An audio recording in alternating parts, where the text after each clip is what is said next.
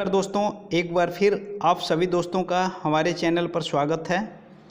RPF rule 70-72 का जो भी विभागीय परीक्षा होने वाला है उसके अंतर्गत हमारे द्वारा वीडियो बनाए जाते हैं। इस चल रहे वीडियो सीरीज़ में जो सब्जेक्ट है आरपीएफ रूल 1987 से ही ये सब्जेक्ट का पार्ट है। हम रूल से ही ये क्वेश्चन का पार्ट लाए हैं। अब तक 3 पार्ट हमने आप लोगों को अपने चैनल के माध्यम से बता चुके हैं। ये उसी का चौथा पार्ट है दोस्तों। यदि आप हमारे चैनल पर नए होंगे तो हमारे चैनल को सब्सक्राइब कर लीजिएगा और अपने दोस्तों को भी शेयर करें। दोस्तों, एक चीज़ हम आपको बताना चाहते हैं कि वीडियो देखने से पिक्चराइज कोई भी चीज़ होता है उससे ज़्यादा हमें याद होने की गुंजाइश रहती है। यदि हम नोटबुक में पढ़ें तो जल्दी भूल जाती है। जैसे एक हम पिक्चर देखते हैं तो हमें जल्दी उसकी कहानी याद हो जाती है। इसी तरह से इस वीडियो को आप देखेंगे तो ये जो 10 प्रश्नों के संग्रह को हमने बनाया है ये जल्दी आपको रीड होगी और माइंड में बहुत जल्द सेटअप हो जाएगा। तो चलते हैं दोस्तों, समय का नुकसान न करते हुए प्रश्नों की तरफ चलते हैं। तो प्रश्न है दोस्तों, क्षेत्रीय रेल में प्रधान मुख्य सुरक्षा आयुक्त की शक्तियां आरपीएफ नियम 1987 के किस नियम में है? In which rule of the RPF rule 1987 the power of the principal chief security commissioner in the zonal railways. तो ऑप्शन आपके सामने फ्लैश हो रहे हैं। ऑप्शन में है 26 अर्थात रूल 26 में, या रूल 30 में, या रूल 35 में, या रूल 36 में। तो दोस्तों, क्षेत्रीय रेल के अभी इस समय मुख्य जो रूल में आप पढ़ेंगे, जो भी गजट है उसमें प्रधान मुख्य सुरक्षा आयुक्त ही पढ़ें, क्योंकि पुराने गजट हैं। मुख्य सुरक्षा आयुक्त के जगह पे प्रधान मुख्य सुरक्षा आयुक्त ही पढ़ें। तो कहाँ मेंशन किया गया है? मुख्य सुरक्षा आयुक्त या प्रधान मुख्य सुरक्षा आयुक्त की शक्तियों को मेंशन किया गया है रूल 35 में। तो इसका सही आंसर हो जाएगा 35। तो इसे हम सही करते हैं। लास्ट ऑप्शन, तीसरा ऑप्शन सही हो जाएगा। चलते हैं दोस्तों दूसरे प्रश्न पे। दूसरा प्रश्न है, आरपीएफ नियम 1987 के किस नियम में मंडल सुरक्षा आयुक्त की शक्तियां और उत्तरदायित्व उल्लेखित है? वहाँ पे क्षेत्रीय रेल से संबंधित, क्षेत्रीय रेल में मुख्य सुरक्षा आयुक्त की शक्तियाँ।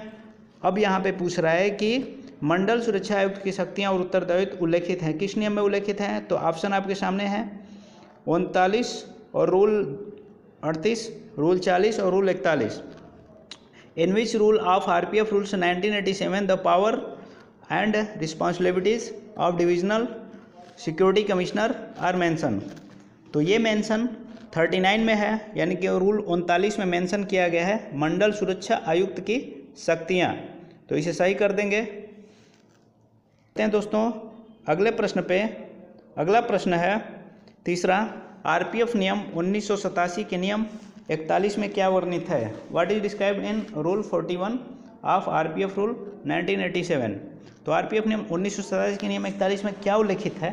ऑप्शन आपके सामने है बल के अभियोजन पर निर्बंधन। तो ये तो 42 में मेंशन किया गया है, तो पहला ऑप्शन तो होगा नहीं। दूसरा देखते हैं, तलाशी सर्च, ये भी 41 में नहीं है, ये 44 में मेंशन किया गया है, ये भी 44 में है, तो दूसरा ऑप्शन भी हमारा नहीं होगा। इन ऑप्शनों को देखते हुए चलते हैं। गिरफ्तारी पर प्रक्रिया, तीसरा ऑप्शन है गिरफ्तारी पर प्रक्रिया, ये भी 41 में वर्णित नहीं है। गिरफ्तारी पर प्रक्रिया ये 43 में वर्णित है। और लास्ट ऑप्शन है अभ्यावेशित बल सदस्यों की साधारण शक्तियाँ और कृत्य, general power and functions of indicate force members. तो दोस्तों यही ऑप्शन सही है। आरपीएफ नियम 1987 के नियम 41 में अभ्यावेशित बल सदस्यों की साधारण शक्तियाँ और कृत्य मेंशन किया गया है, तो इसे चौथा ऑप्शन सही हो जाएगा। चलते हैं दोस्तों अगले प्रश्न पे। चौथा प्रश्न है दोस्तों, आरपीएफ नियम 1987 के नियम 43 में क्या वर्णित है? What is describe in rule 43 of RPF rules 1987। तो पहला ऑप्शन है आयु और शैक्षिक अर्हताएँ। तो दोस्तों क्या पहले ऑप्शन में जो एज एंड एजुकेशनल क्वालिफिकेशन दिया है या ये सही है? 43 में क्या ये वर्णित है? तो 43 में ये वर्णित नहीं है, ये 48 में है। इसे समझते चलिए, ये 48 में है, मैं यहाँ पे इसे मेंशन करता हूँ, ये 43 में है। ये पहला ऑप्शन जो है ये 43 में नहीं है, ये 48 में है। इस 48 में क्या होता है? आयु और शैक्षिक अर्हता है, जबकि यहाँ क्वेश्चन में 43 में क्या मेंशन है ये पूछ रहा है। दूसरा है गिरफ्तारी पर प्रक्रिया। तो गिरफ्तारी पर प्रक्रिया किस में है? तो 43 में है, तो यही आंसर सही होगा। दूसरा सही है, गिरफ्तारी पर प्रक्रिया। तीसरा क्या है? बल के वरिष्ठ अधिकारियों का काडर, तो ये 54 में है, ये 54 में वर्णित है, और लास्ट ऑप्शन जो है परिवीक्षा, तो ये लास्ट वाला जो है 57 में 57 में है। राइट आंसर हो जाएगा गिरफ्तारी पर प्रक्रिया, process on arrest is right answer. चलते हैं दोस्तों अगले प्रश्न पे। प्रश्न संख्या 5 है, बल में नियुक्त किए गए सब इंस्पेक्टर कितने वर्ष के लिए परिवीक्षा अर्थात प्रोविजन पर रखे जाते हैं? तो ऑप्शन आपके नीचे मेंशन है 5 ईयर्स, 7 ईयर्स, 3 ईयर्स या 2 ईयर्स। दोस्तों बल में जो भी बल सदस्य नियुक्त किए जाते हैं वो प्रोविजन पीरियड में रहते हैं, मतलब कि 2 साल के लिए। कितने साल के लिए? 2 साल के लिए। तो ये पूछ रहा है कि कितने वर्ष के लिए परिवीक्षा पे रखे जाते हैं, तो ये 2 ईयर्स के लिए। तो इसका सही आंसर हो जाएगा लास्ट चौथा 2 ईयर्स। इसे राइट कर देंगे, 2 ईयर्स इज राइट आंसर। चलते हैं दोस्तों अगले प्रश्न पे। प्रश्न संख्या 6 है, देखिए परिवीक्षा से ही संबंधित है। परिवीक्षा अवधि में बढ़ोतरी करने के लिए नियंत्रण अधिकारी के द्वारा कितने माह पहले बल सदस्य को सूचित करना होगा? तो दोस्तों कभी भी जो 2 वर्ष का प्रोविजन पीरियड होता है, तो उसमें जब भी बढ़ोतरी की जाती है तो बल सदस्य को इसकी सूचना दी जाती है, यानी कि नियंत्रण अधिकारी के द्वारा संसूचित किया जाएगा कि आपके परिवीक्षा टाइम में प्रोविजन पीरियड में के टाइम में बढ़ोतरी की जा रही है। तो कितने समय पहले ये सूचना दी जाएगी? तो 2 मंथ पहले। तो दूसरा ऑप्शन सही हो जाएगा 2 month. 2 month is right answer. चलते हैं अगले प्रश्न पे। प्रश्न संख्या 7 है, आरपीएफ नियम 1987 के नियम 16 में क्या वर्णित है? तो मंडल का संगठनात्मक स्वरूप, क्या ये मेंशन है? 16 में नहीं, मंडल का संगठनात्मक स्वरूप जो है 15 में मेंशन किया गया है। ये जो है पहला ऑप्शन, इसको 15 में मेंशन किया गया है। आप टेक्निकल पढ़िएगा, रूल में सब सीरियल से दिया हुआ है, उसके ऊपर मैं कभी वीडियो बनाऊंगा कि किस प्रकार से उसे हम लोग ट्रिकली पढ़ें, ट्रिकली याद करें, कि ताकि मंडल का संगठनात्मक स्वरूप, क्षेत्रीय रेलों का संगठनात्मक स्वरूप सभी ट्रिकली वाइज हमें याद हो जाए, जो कि भूलने ना पाए। दूसरा ऑप्शन है जो कि अब समाप्त हो चुका है, अभियोजन शाखा, जो हमारे आरपीएफ से समाप्त हो चुका है। अभियोजन शाखा जो है, प्रोसिक्यूशन ब्रांच जो है, ये मेंशन है 16 में नहीं मेंशन है, 16 में नहीं मेंशन। प्रोसिक्यूशन शाखा जो है ये 18 में मेंशन किया गया, जबकि यहाँ पे क्या पूछ रहा है? नियम 16 में पूछ रहा है। नियम 16 में क्या वर्णित है? क्षेत्रीय रेलों में बल की शाखाएँ, ये 16 में है। दोस्तों तीसरा ऑप्शन सही हो जाएगा, क्षेत्रीय रेलों में बल की शाखाएँ मेंशन किया गया है नियम अर्थात रूल 16 में। दोस्तों लास्ट ऑप्शन जो है अग्निशमन शाखा, ये 19 में है। ये वाला जो है 19 में है। तो दोस्तों इसका सही उत्तर हो जाएगा क्षेत्रीय रेल बल की संख्या नियम 16 में। चलते हैं अगले प्रश्न पे।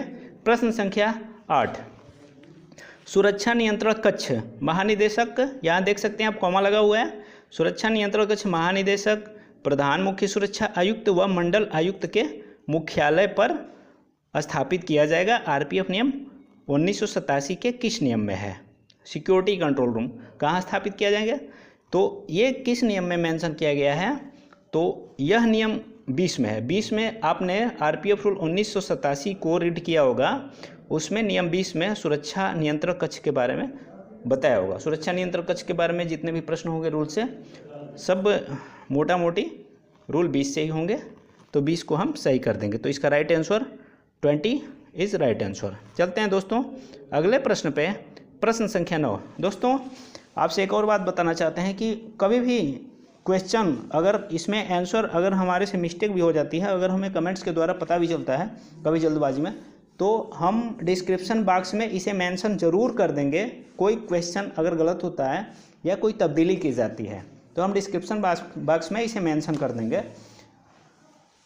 9वां प्रश्न है, उप निरीक्षकों के पद के लिए सीधी भर्ती हेतु चयन बोर्ड का नाम निर्देशन निम्न में से किसके द्वारा किया जाएगा? तो दोस्तों उप निरीक्षकों के पद के लिए सीधी भर्ती तो कांस्टेबल की होती है और उप निरीक्षकों की आरपीएफ में की जाती है। अभ्यावेशित बल सदस्य, उप निरीक्षक और कांस्टेबल की सीधी भर्ती की जाती है। तो उसमें जो चयन बोर्ड बनता है उसका नाम निर्देशन तो किसके लिए? कांस्टेबल के लिए, उप निरीक्षकों के लिए? तो यहाँ उप निरीक्षकों के लिए पूछ रहा है। तो चयन बोर्ड का नाम निर्देशन कौन कर सकता है? सीईओ। इस समय चेयरमैन का नाम मतलब सीईओ कर दिया गया। जो रेलवे बोर्ड के होते हैं उनका जिक्र किया गया है कि फर्स्ट ऑप्शन सीईओ करेंगे, या डीजी महोदय करेंगे, या पीसीएससी, या रेल मिनिस्टर। तो दोस्तों भर्ती हेतु जो भी चयन बोर्ड का नाम निर्देशन करेगा वो कौन करेंगे, तो डीजी महोदय अर्थात महानिदेशक महोदय करेंगे। चलते हैं दोस्तों अंतिम प्रश्न पे। अंतिम प्रश्न पे जाने से पहले दोस्तों हम एक बार आप लोगों से आग्रह करना चाहेंगे कि यदि आप हमारे चैनल को सब्सक्राइब न किए हों तो सब्सक्राइब करें और सब्सक्राइब बटन के बगल में बेल का आइकन का घंटी होगा उसे ज़रूर दबाएं, ताकि कभी भी हम वीडियो अपलोड करें अपने चैनल पे तो हमारे चैनल के माध्यम से जो भी वीडियो अपलोड किए जाते हैं तो उसका नोटिफिकेशन सबसे पहले आपको मिले। तो दोस्तों हमारे चैनल को ज़रूर सब्सक्राइब करें और अपने मित्रों को भी शेयर करें ताकि उनकी भी तैयारी अच्छी हो सके और एग्ज़ाम की प्रिपरेशन अच्छी तरह से आपकी हो सके। तो दोस्तों चलते हैं लास्ट प्रश्न पे। अंतिम प्रश्न है, बल सदस्य के रूप में नियुक्त कोई व्यक्ति कितने वर्ष की सेवा के पश्चात सेवा के त्यागपत्र के मामले में प्रशिक्षण व्यय नहीं जमा करेगा। After how many years of service a person appointed as a force member will not deposit training expansion in case of resignation of service. जो भी सर्विस से अपने रेजिग्नेशन करता है, जैसे त्यागपत्र देता है, तो कब उससे प्रशिक्षण यानी कि ट्रेनिंग में जो भी व्यय किया गया है सरकार की तरफ से तो या डिपार्टमेंट की तरफ से, तो उसे कब जमा नहीं कराया जाएगा। तो कब जमा नहीं होगा, कोई भी बल सदस्य चयन होने के बाद अपने सेवा अवधि को 3 साल पूरा कर लेता है तो उसके बाद त्यागपत्र देता है तो उससे प्रशिक्षण व्यय जमा नहीं कराया जाता है। तो यही यहाँ पे पूछ रहा है, तो कितने साल, 3 साल, अर्थात राइट आंसर होगा 3 ईयर्स। 3 ईयर्स अर्थात 3 ईयर्स अगर आप सेवा दे देते हैं तो आपसे प्रशिक्षण शुल्क नहीं जमा कराया जाएगा। इसी के समाप्त हो जाता है। अगले वीडियो पे बहुत ही जल्द मिलेंगे। Thanks for watching. आप हमारे वीडियो को लाइक करिए, अपने दोस्तों में शेयर करिए और हमारे चैनल को ज़रूर सब्सक्राइब करें। मिलते हैं अगले वीडियो पे। अगला वीडियो का पार्ट होगा पार्ट 5। तब तक के लिए नमस्कार दोस्तों।